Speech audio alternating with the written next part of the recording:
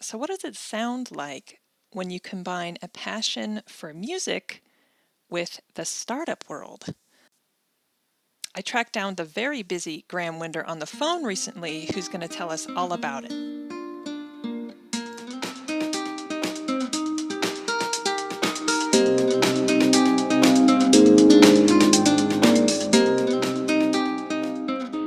Hi, everyone. My name is Jessica Payne, and welcome to the Brand Organics podcast. I am joined today by Graeme Winder, who is the maestro behind an amazing startup technology company called PAZU, and it brings the world of music, learning, composition, and education together.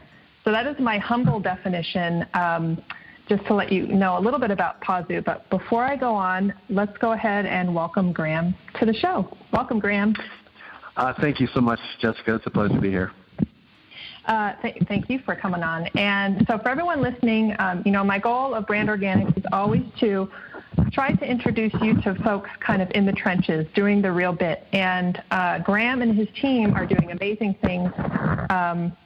And I haven't had a lot of guests from the startup world. So I think, Graeme, you can kind of shed some light on what it's like to run a business, a young business, and what captures my attention, and I know what my followers love to learn about, is how you've brought in your purpose into what you do. That's the goal, but it sounds like you've actually brought in a passion of yours. So first things first, why don't you tell our listeners, why don't you explain to us what PAZU is and what kind of gave you the idea to create it? Absolutely. So PAZU, what initially I thought was going to be a software business. Actually, I had it all backwards. PAZU is a method of teaching, and the method of teaching was something that we had been refining and evolving in our brick and mortar school here in Orange County for the past, 8 to 9 years. And the school itself was built to solve the problem of why so many students drop out of music. And I know that so many of us either personally have experienced this or know somebody in our family or friends who have experienced this, where they're real excited about learning more about music, connecting more to music than just listening to it. And very quickly they get turned off from the whole process or turned out of the classroom because of the way that it's being taught to them. Or it's that it's just too expensive. It's just it's something that's cost prohibitive for them to even start to pursue that path. So we formed a school to kind of solve that problem, and then we, through evolution and discovery, we thought, wow, we really have a powerful solution for everyone. And so how are we going to reach everyone? And very quickly it turned into, well, we have to go online with this, and we have to create a platform in which everyone can connect to the method. So although we're a software company, our business really is the method, and the software is the tool to connect the users to the method. Got it. And I love that you really took the time to explain kind of and humbly admit, really, what you had envisioned at first kind of morphed into something else. And I think that might be the first piece of advice that we could share with our listeners, is that, especially folks that are launching their businesses, I certainly have gone through a huge evolution in my business, even just the past 3 years. So folks that are listening, kind of take to heart what Graeme is saying. Your idea and even how you might even frame it initially, it sounds like the likelihood of it kind of morphing or evolving is pretty high. And probably welcome, right? Well, if you were to tell me even a year ago that I would be the CEO and founder of a software company, I think I would have laughed. I think I would have said, you got the wrong guy.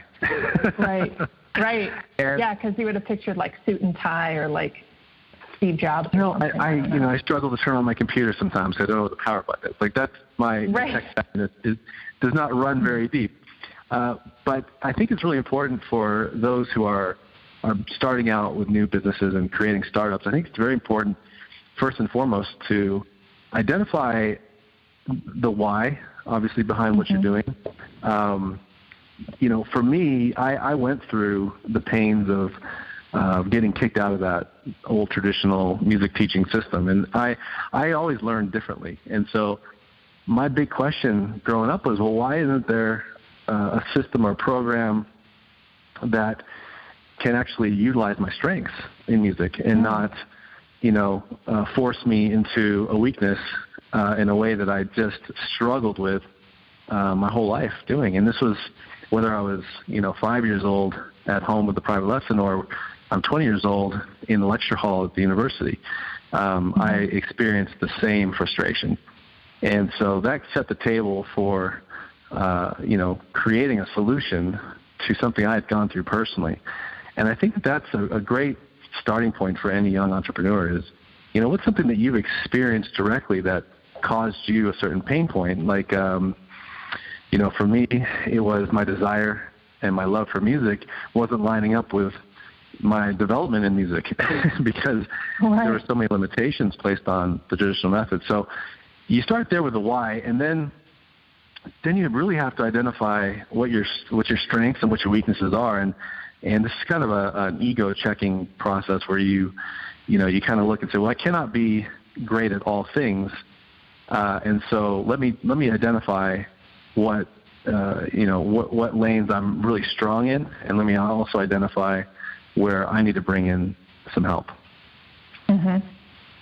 Yeah, explain that, because I think that's probably another big piece of advice. They don't exactly explain to you, and maybe they do in B school. I'll raise my hand though and admit, I didn't go to business school. What is it like to build a team? And for folks listening, what advice do you have for folks building a team maybe for the first time? Mm-hmm.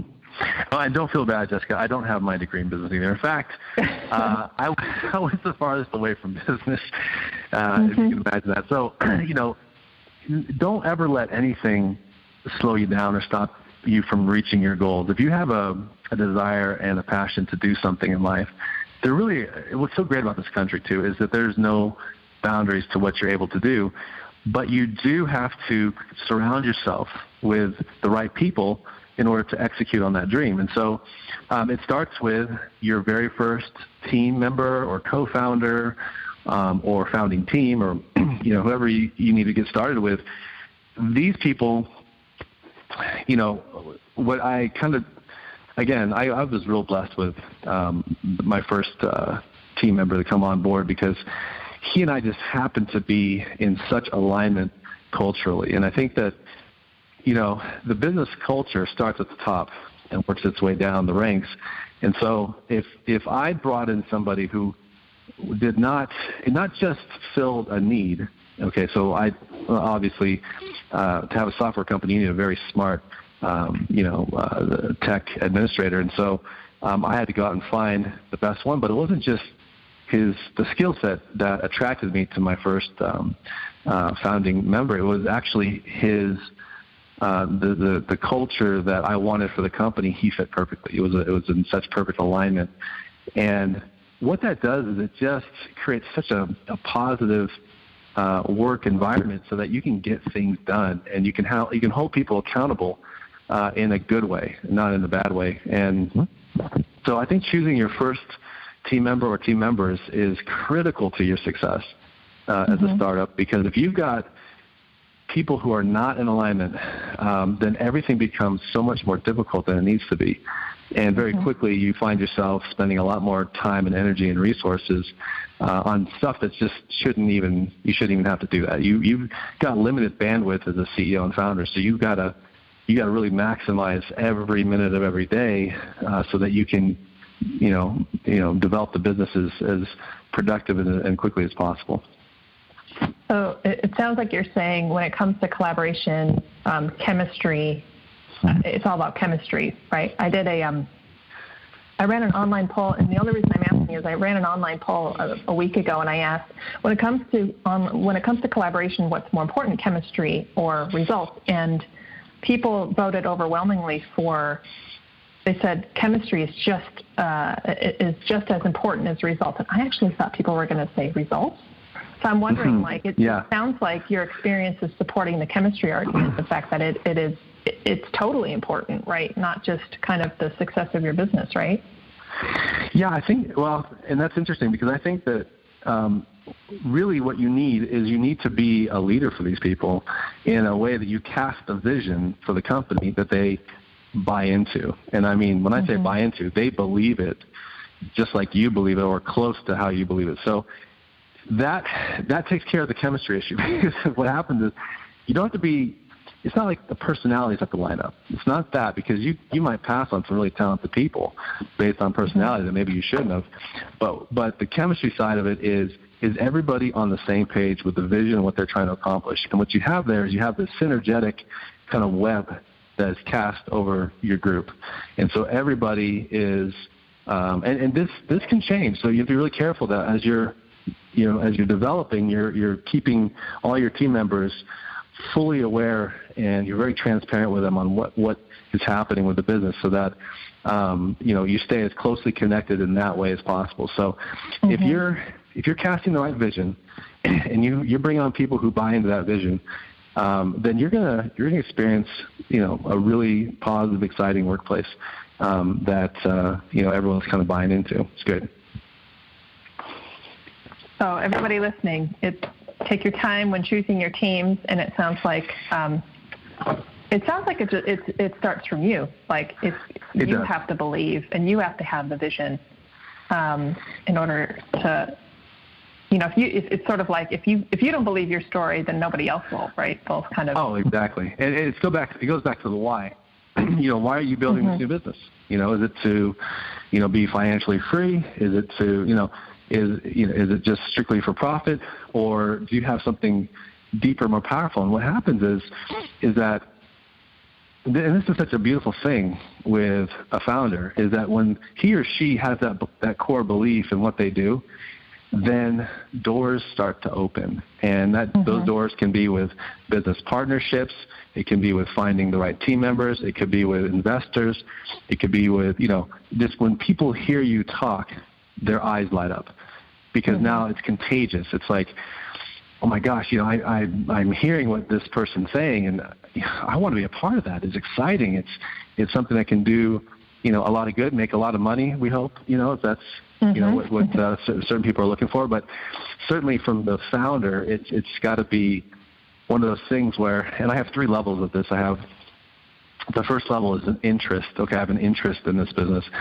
Okay, that could be okay, but we don't really want to, start a new company based on that. Oh, I have a passion. Okay, that's better. That's a lot better. And then there's a higher level than passion, which is a calling. And when you get to the calling level, then you're driven by something much greater than you, and you couldn't stop doing it even if you wanted to. And I think that's, if you are a new CEO or founder of a company and this is your calling in life, you are going to move a lot of doors, and they're going to create a lot of opportunities for you, and it's exciting. Yeah. Very exciting. So I love that breakdown of the three levels. Let's do a little shift and talk to us a little bit about your audience, because I would imagine there might be a little bit of discovery on that end too. And I do get questions, especially from folks that are that have young businesses or even are rebranding because of growth, and so they're finding themselves in a position where they might not be as familiar with an audience that they thought, in fact, that they knew quite well. Is there anything you can share with us in terms of the discovery? Because I would imagine that PAZU probably reaches several different audiences. Is that right? Yeah, so one of our recent discoveries was that we kind of stumbled across a new entry point into the market. And so our entry point, we initially thought it was going to be B2C, of our business to a consumer. Well, that's really challenging, and your acquisition costs are probably going to be pretty high, especially from a tech company side, trying to recruit person by person. So then we started looking at, could PAZU, be an answer for schools that their funding for the arts and music are being slashed. They don't have an effective music program, and here comes PAZU, which answers 2 questions or solves 2 big problems, basically cost and effectiveness of the method. So then we started looking at that and saying, well, that actually makes a lot more sense. And then recently we discovered the charter school systems are actually the ones that are quickly signing up early on. They're our early adopters. And so, when you're trying to identify your market, you do the best you can, but sometimes you just don't have any idea until you actually start testing.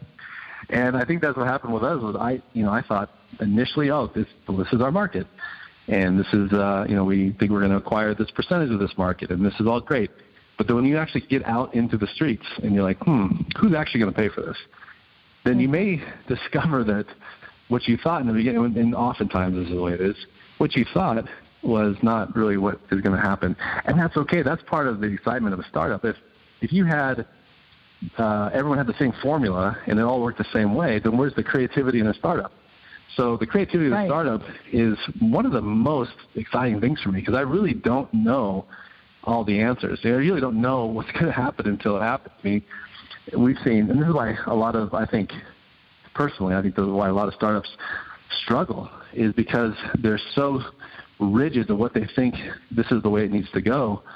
And when it stops, when that's really not the way it's supposed to go, they literally fight to the death on trying to force that issue versus, adapting, being flexible, even pivoting in some cases, and adjusting to market demands and needs. So it sounds like the trainer, Jillian Michaels, has this quote, and I think other folks have said it. It sounds like folks need to get comfortable being uncomfortable at some point in or get comfortable in the uncomfortableness, which is something I am working diligently at. But it sounds like that's sort of par for the course, right, in startup world, in business, right? Yeah. It seems to fit me well because first and foremost, I see myself as an artist and a teacher. And so being a creative mind, I don't like things to be one way. I don't like things to be in a linear line. I like things to kind of go all over the place and be unpredictable, and I never know what I'm going to get from one day to the next. So that portion of building a startup company is really appealing to me. And I embrace it, and I say, okay, what am I going to get today? So having that kind of mindset, I think, is really is a key asset for any founder, because it is so unpredictable, and there's so much built on just assumptions early on at an early stage. Right. Eventually, you got to button down and tighten up, of course, but when you're first starting out, you're you feel like you're a little speck in a great big universe, and there's so much that you can't control, and and some of that's that's okay to feel that way, and it might feel uncomfortable for a lot of people, but it's okay to feel that way. Mm-hmm. So what is coming up next for PAZU? What should we keep our eyes open for? Well, so we've just launched a new website campaign, and we're about to do some SEM testing and try to drive some traffic, some eyeballs to what we're trying to do. And in the process, we'll be getting into the charter school systems. We'll be implementing a hybrid class of both teacher and program. And as we develop the program, we're going to be testing it with our beta schools in the charter school system. So we've kind of figured out how to generate revenue and test at the same time, which is great, because a lot of times you have to build it first and then try to sell it and then generate revenue. We're going to be able to do both, and it's because the product is not entirely the software. The product is the method. The method can be taught by a teacher, not just the program. So so that's the next big step, is to start continue to build the software and adjust it and iterate it as we go along using data we collect back from the classrooms. But then that the charter school system is just basically an entry point market for us, and then our markets will start to evolve past that. And so that's when it gets really, really kind of exciting at that point.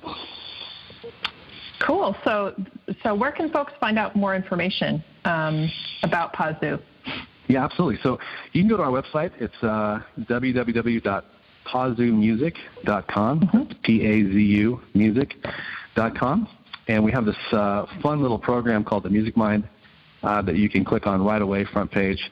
And basically, it's a program that determines the way that your mind likes to learn music, which pathway best suits you. And so that's a key first step for anyone who's interested in taking their music curiosity past just listening to music and actually wanting to pick up an instrument and play, or even better, pick up an instrument and create your own sounds and connect with the music inside of you.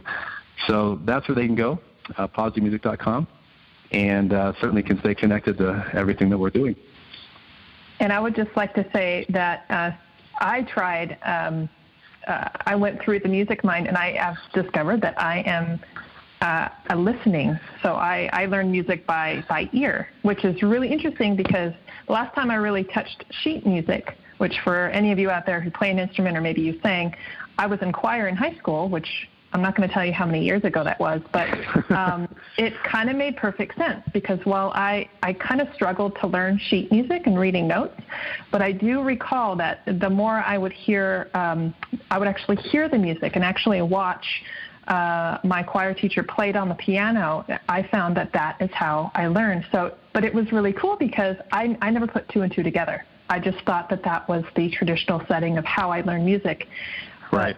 So if any of you listening are really curious to find out what kind of music mind you have, it only takes a few minutes. It's a quick little test you can take on your computer or smartphone.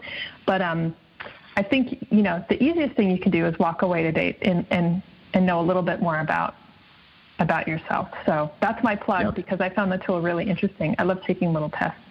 Well, I appreciate you doing that. Yeah. Yeah, I'm happy to.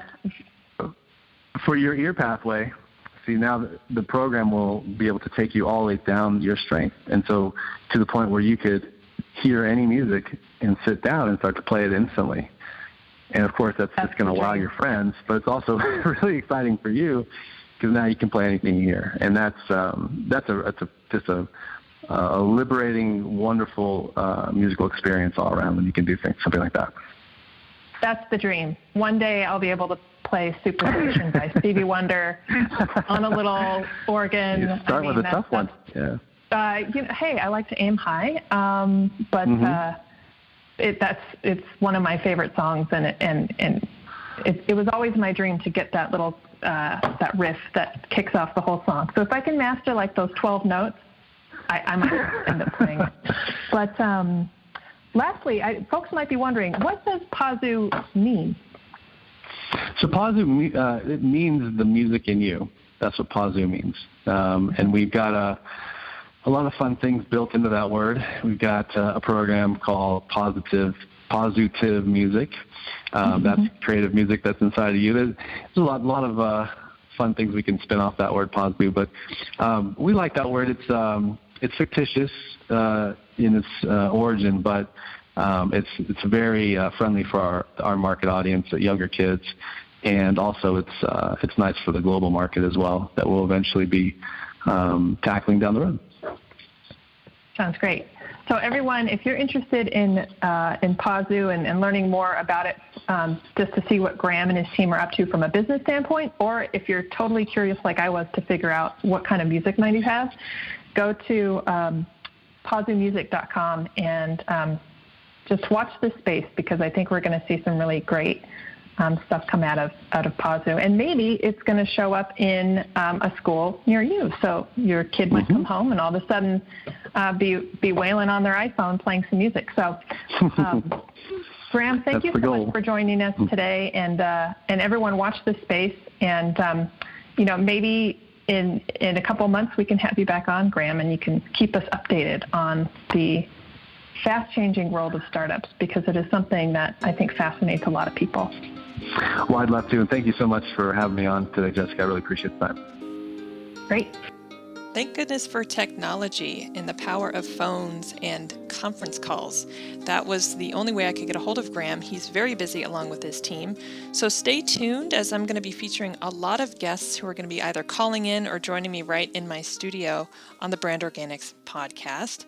I've actually been receiving a lot of questions about it. So if you have a question or a desire to hear about a topic or If you are interested in becoming a guest on the show, I am so grateful for that interest and happy to feature you.